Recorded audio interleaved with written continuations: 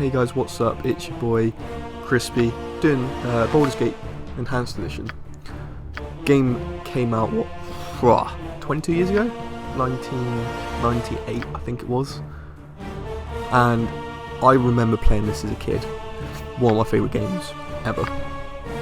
So as you can see, I've created a character, I've imported her in. I'm playing Drow Ranger.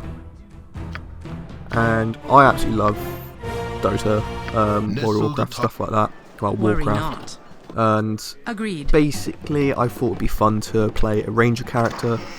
I have tweaked the character using EE Keeper. Only thing I've done is make her a Drow.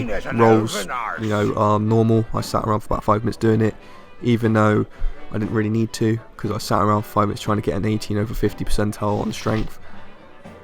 And yeah, I didn't need to do that because I don't actually use strength, because as you can see I'm going to be using a longbow, and only a longbow for this entire playthrough. I thought I'd put 2 points into shortbow just in case, but I realised shortbows in Baldur's Gate are pretty naff, so I'm sticking with the longbow. Especially when you get to the point in Bandit Camp, you get a really nice longbow. I'm just using that, honestly.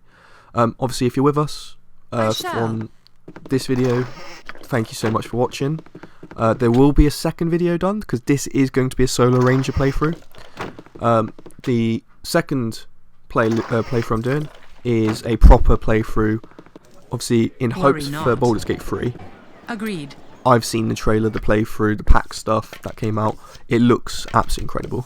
I cannot wait for Baldur's Gate 3 to come out, and it kind of resparked my love for Baldur's Gate. So I thought, screw it, let's play through Enhanced Edition, let's play through Siege of Dragonspear, Baldur's Gate 2, Throne of Baulder, let's do it all before Baldur's Gate 3 comes out.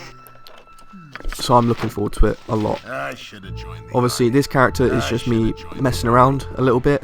I was testing EE Keeper just to see what weird and wacky stuff I can do. I was looking for on Reddit as well. Reddit's a fun place to just look for strange things. So one of the things I saw, a guy posted doing a Blade Bard but with a Jester song. That is pretty wacky and pretty funny. I'm just not a huge fan of the overall Bard sort of style of playthrough unless it's a Skald Bard. Skald Bards are, I think, amazing. I love them. But I'm also not an overall huge fan of just your character sitting in one spot doing nothing, twiddling his thumbs. So it's kind of counteractive or counterintuitive. But it means I get to play Minsk, and Minsk is like my, I think, fan favourite character in all of Baldur's Gate. It's me, Emmoen. But yeah, this is solo playthrough. Second playthrough on the channel is going to be with a party. Right now, haven't done any of the recording for it yet, so I don't know what I'm going to be doing. I'm thinking a Blackguard, sword and shield, because I really like the idea of going for the weapon Black Razor. Just because it looks cool when it's a flaming sword, and it's pretty powerful. Agreed. Drains levels, it does a lot of damage. It just looks cool. I like aesthetically pleasing weapons, so I'm planning on doing something like that. Just I'll be like a lawful evil character, so I'm not going to be overall, nasty. But yeah, I'm not going to be good either, per se. Obviously, team I've got in place for the team playthrough, I'm thinking Viconia, because she carries across into Baldur's Gate Siege Dragonspear, also into Shadow of Arm. So I'm kind of wanting to take her through all of the games for my Blackguard. What do you need? Second slot idea is going to be obviously Imoen, because again, starts off with you in this game, carries across with you in all of the other games. Third idea, Baloth. In Baldur's Gate 1 and Siege of Dragonspear, he's got such good stats. He's an 89 roll character and a sorcerer. And sorcerers are really powerful, and in the Baldur's Gate 1, he starts off as level 6. That's ridiculously powerful. I get him at level 3, which is what I did in one of my test playthroughs. And he just mopped up everyone. It made the game so much easier, which is not a good thing. Agreed. Considering I do play on cool difficulty. I'm not a huge fan of playing on Insane or the Legacy of Baal difficulties, purely because of just it doesn't make the game hard. It makes the game harder, but it's not actually doing anything. It just makes the enemies stronger and hit more frequently and do more damage.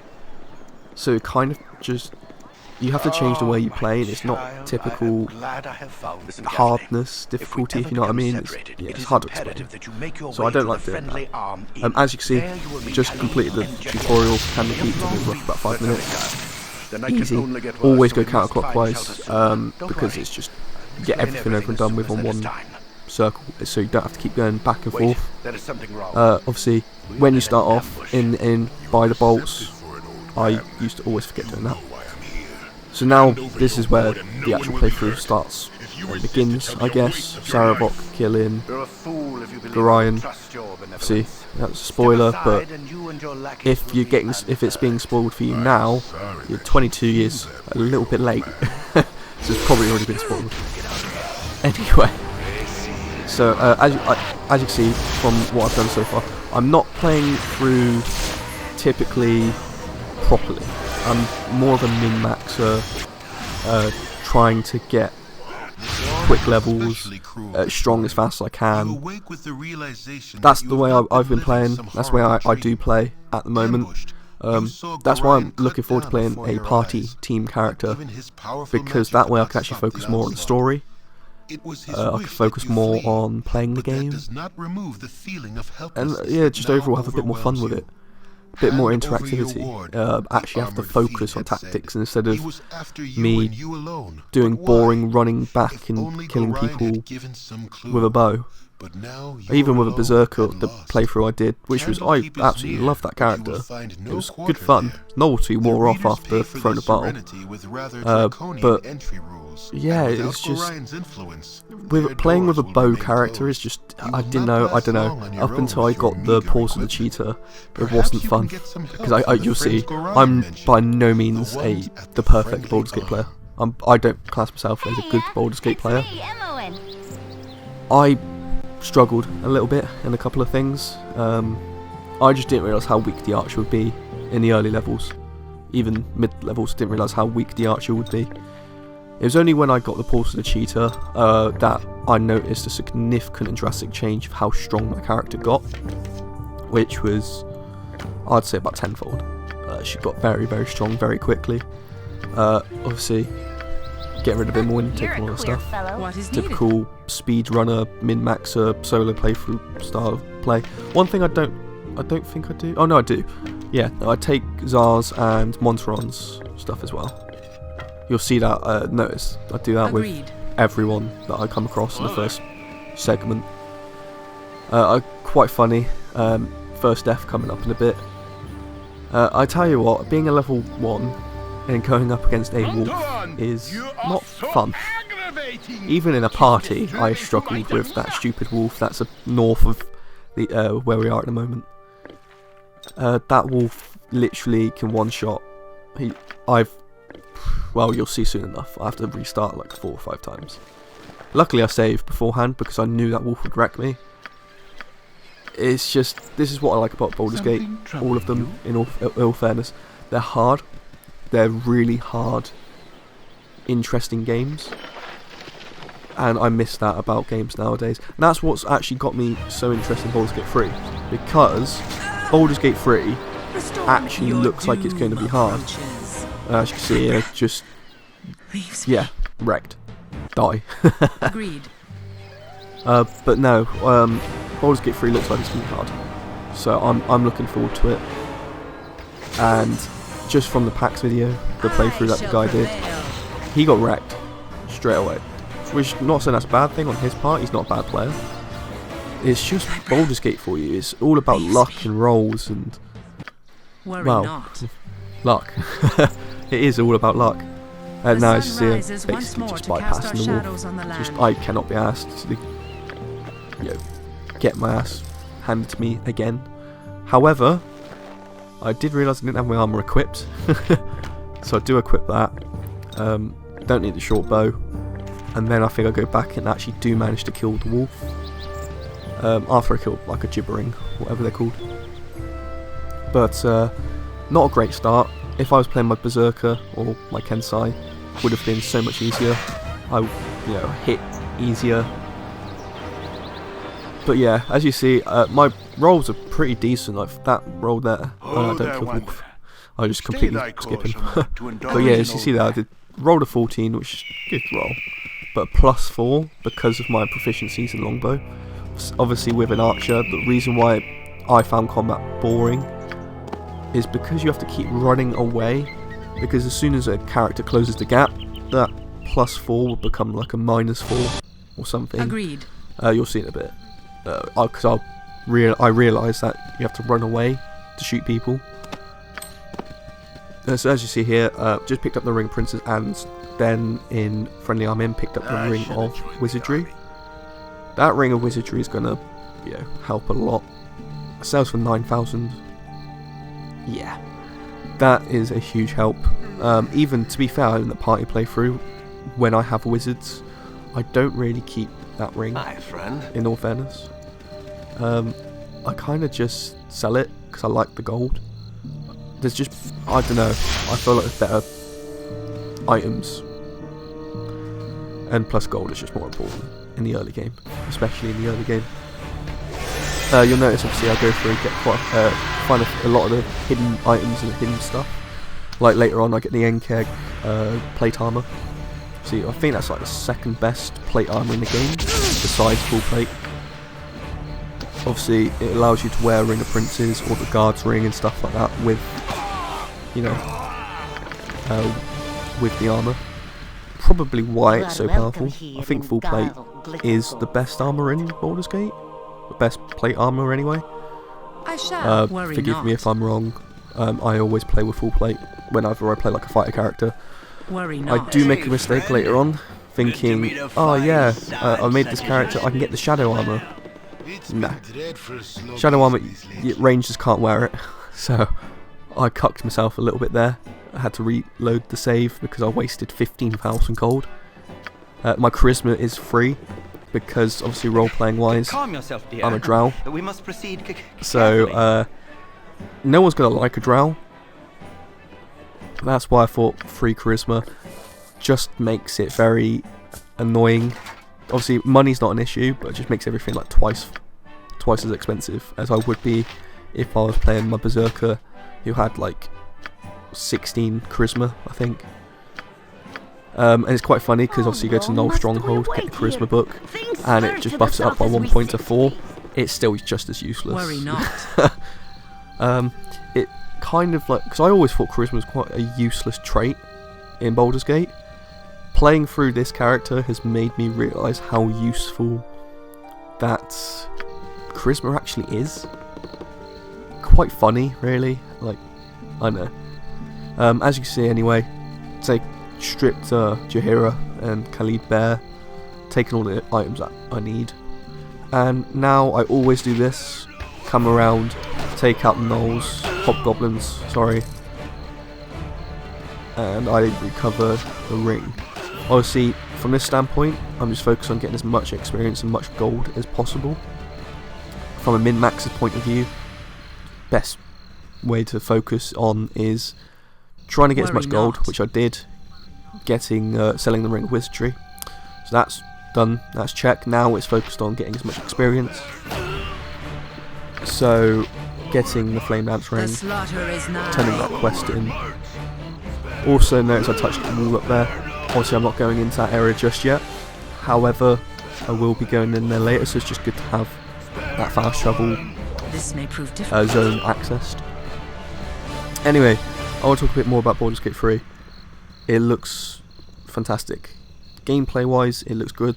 Obviously, it's going to be using Dungeons & Dragons 5th edition rules. So, coming from the perspective of myself, where I play Baldur's Gate 2 and like religiously, I've been playing Baldur's Gate 1 fanatically over the past few days. I'm very used to Baldur's Gate 2nd edition rules, I think it is. So, agreed. And I've never actually played Dungeons & Dragons 5th edition. So I'm going to have to learn everything all over again. It doesn't seem like it's going to be that hard. it seems a lot simpler than Baldur's Gate, which is, thank God. I shall. However, one of the things I like about Baldur's Gate is the complexity. And that's the thing I'm going to miss when I'm playing that. Hopefully, I shall. fingers crossed anyway, it will be complex, or have a level of complexity in it. Like, very much like Pen and Paper Dungeons and Dragons, very much like Baldur's Gate, stuff like these ones anyway. I mean, I was just saying to a friend of mine yesterday, Baldur's Gate, in general, is a very hard game to play, like, especially if you haven't played it before.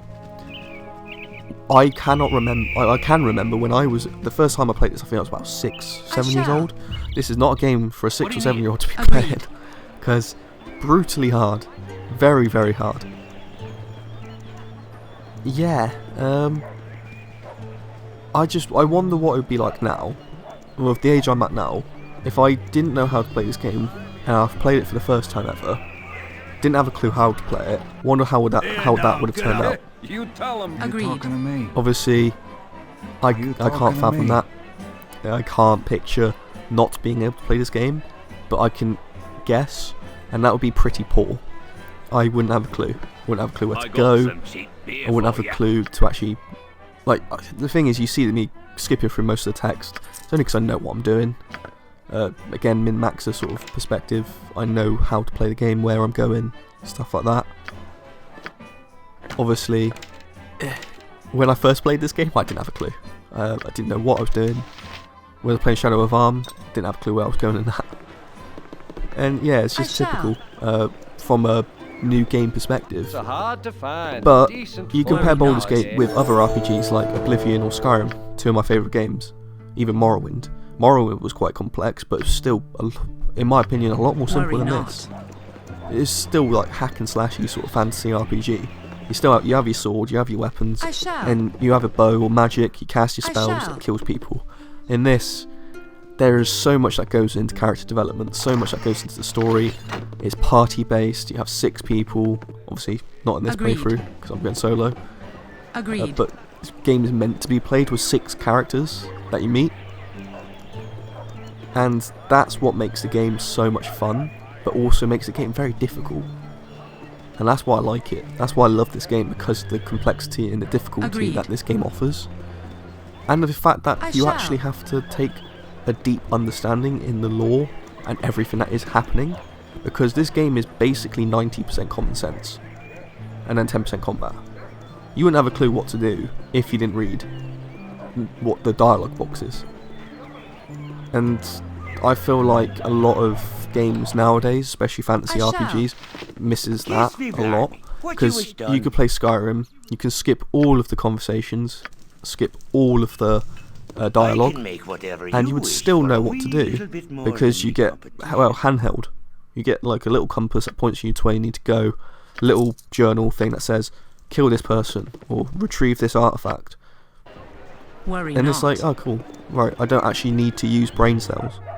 This game, I tell you what, playing this knackers you out. It makes me really tired, because it requires so much thinking. I think after my 3 hours of recording, because I've only done 3 hours so far, 3 hours of recording this, I was shattered.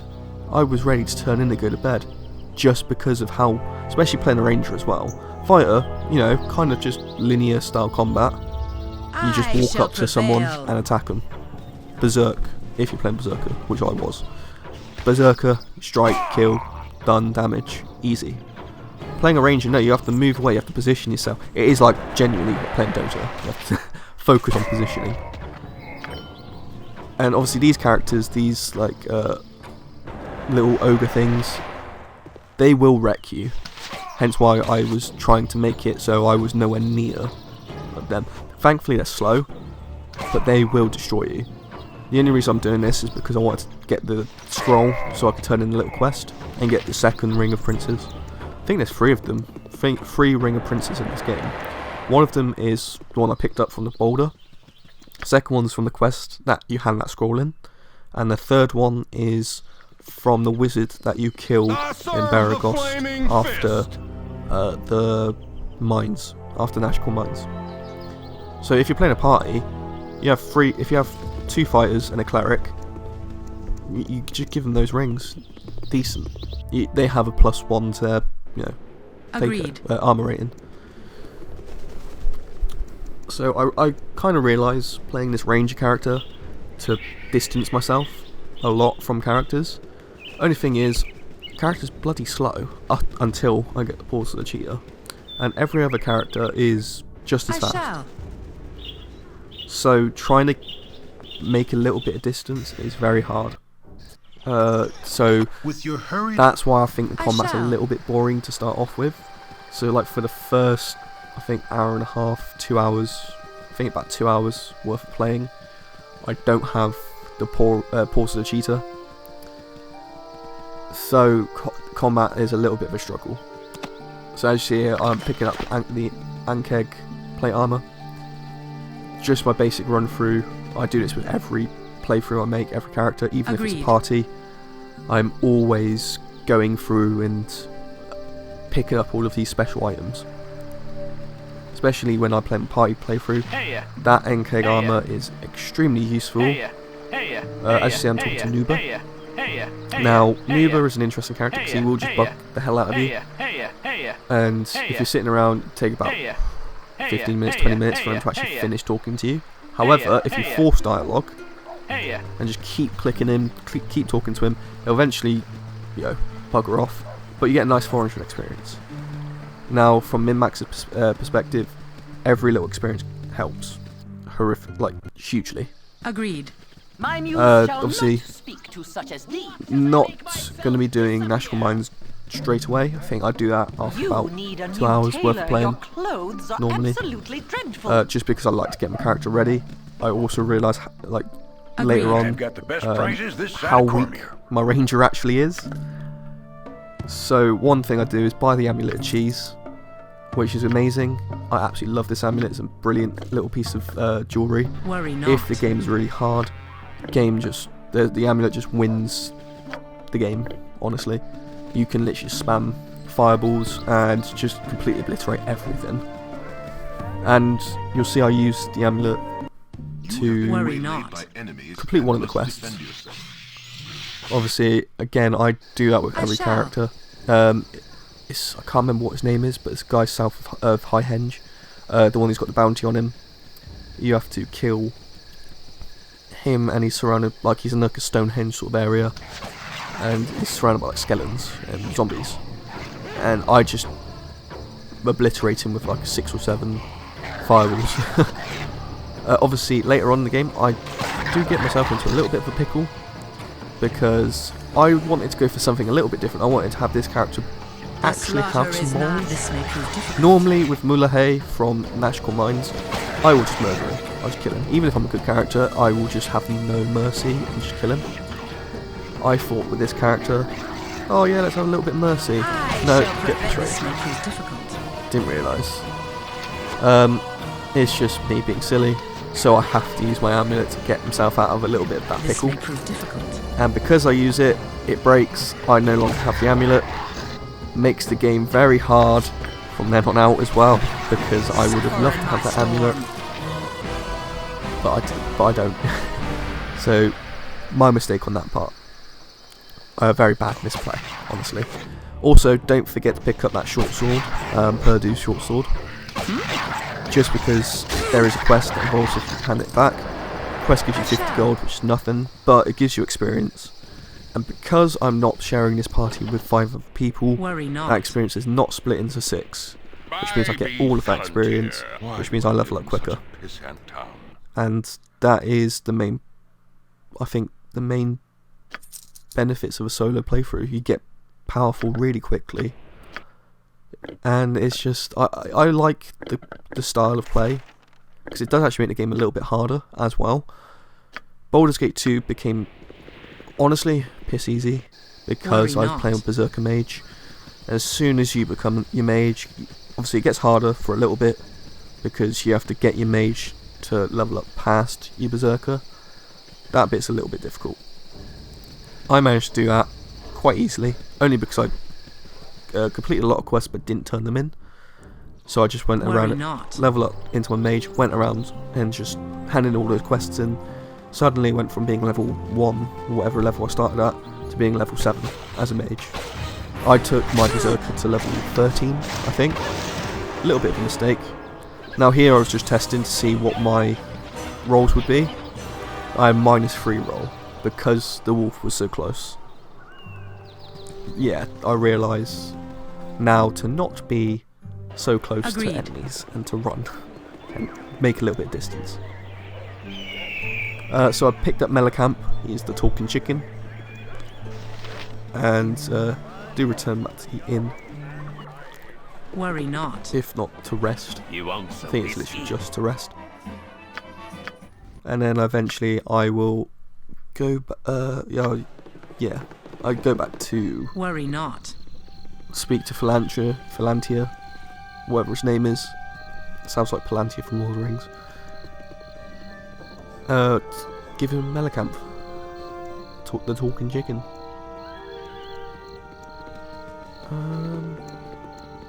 Don't know where I'm actually going. As you see, I was handing in the quest, the scroll quest. So literally, south of Baragos, if you kill those Ungolions or whatever they're called, Salutations. you get the scroll. Give it to this lady, and you get a nice 300 Worry experience, not. and you get the Ring of Princes, which I've already got. So that's a nice thing that you sell as well. I think they go for about 1,500. As you see, I'm also purposely avoiding the top portion of Baragos, just because I cannot be asked to deal with Nera. Hello there. I have a Also, pretty proposal talking to for Garrett, I feel at this point I'm strong enough to deal with Silky. I don't think I am, personally. I think I do mess up a few times, Greetings, or mercenaries. at least once. I am Silky. And then eventually I do manage to get her killed, only because her AI bugs out, or she starts doing really odd things, like she's just running away. Your doom. Obviously I get wrecked. I think I get wrecked by Silky. Oh no, I think I do kill her. Yeah, see, her AI just runs away. Oh yeah, so I just... Sorry, I'm thinking of another playthrough where I get completely wrecked every time by her. That lightning bolt normally just wrecks me, and normally kills the the merchants as well, which means I can't actually hand in the quest or get the 900 experience. Because if all 3 of those merchants die, you don't get the experience, which again it sucks. I shall. Again, this guy. See, as an archer anyway, this guy's tough. I shall. So you'll see in a second, I kite him a lot. He does manage to get Suffer a in hit my on me, storm. and that hit does a lot of damage. I think it's here, yeah, Suffer in my storm. about 1/3 of my health. But I'm quite lucky with my damage and my rolls. I do a lot of damage. Like I did 24 Worry damage. I not. think that was a You crit. want some whiskey? Yeah, it was a crit. Yeah. So 24 damage, it completely wrecked him. I got quite lucky on that bit. Normally, it takes me about a couple of tries for him, like, to kill him, just because he's so tanky. He's got the shield, which, Agreed. you know, protects him from missile damage, which is what I'm using. The bane of my life for this playthrough is shield users, purely based on the fact that Agreed. arrows aren't strong against I can skeletons make whatever and you shield wish for users. a wee little bit Skeletons, more than I me competition. get to the point where I start ignoring them. I hate skeletons because they take literally no damage. Now here you see I'm looking at the shadow armor and I've got my eyes on it. I'm like, oh Worry yes, not. best armor in the game, best leather armor. Rangers can wear that. Nope. Worry There's not. FIFA only armor. Rangers cannot wear it. And yeah, it kind of upsets me a little bit because I was like, I really want some black leather armor for my character, just to sort of fit the aesthetic. But I couldn't wear it. Could go into E-Keeper and change it so I could, but no, I'm not going to cheat that much. All I've done is make my character into Drow using the Drow specifications from the Baldur's Gate wiki. Hello, pal. That's literally all I've done. As you see, I was looking around a little bit trying to find those skeletons, or a skeleton, just to get a skull. I couldn't find him, so eventually I rest, and because I rest, you have a chance to force an encounter. I shall. So I did that. First off though, I actually go south to kill the guy, the one who's got a bounty on him. It's a nice 5,000 gold reward. I think it's 1,000 experience. That's a lot. I can't remember if it's 1,000 or if it's 2,000. But decent amount of experience there. One of the things as well I want to test is obviously killing Elminster in Baldur's Gate 1. He nets 26,000 experience. Now, if you play an evil character, it's actually a really good idea to try and kill him. The only thing is, it is, I think, near enough impossible with Enhanced Edition. With the old versions of Baldur's Gate, the ones I grew up playing, it was really easy. He just used to run away. He didn't actually attack you. He didn't do anything. He was really easy to kill, especially if you was playing like an assassin. You use poison weapons. Then he's dead, really. But no, playing, trying to kill Elminster in this, he turns you into like a chicken, like permanently, I think, and then he drops like a cow on you, and it does like stupid amounts of damage. Obviously, playing like you can't play a game as a permanent chicken, so you have to try and nuke him down before he does that. And obviously, if he kills the main character, the player character, yeah, you have to reload the save.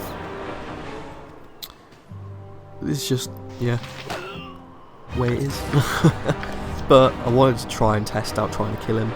Maybe try and do it as early on as possible, possibly.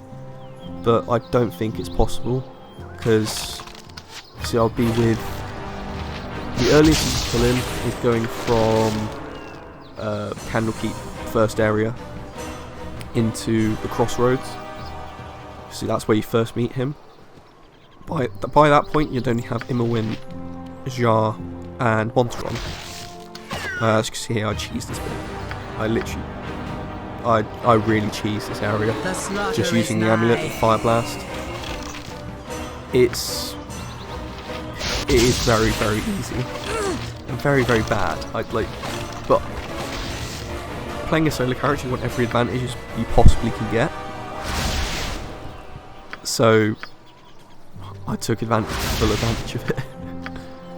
As you see, I'm just looking at the box just to see when I've killed him. End up killing him. I noticed, just because I know the positionings of skeletons, I knew there'd be two more stood on like the top part of the Stonehenge bit. I can carry So I no thought more. one more dropping fireball things. for good measure, because I am not gonna sit around for about 20 minutes trying to shoot him with arrows, because skeletons take no damage.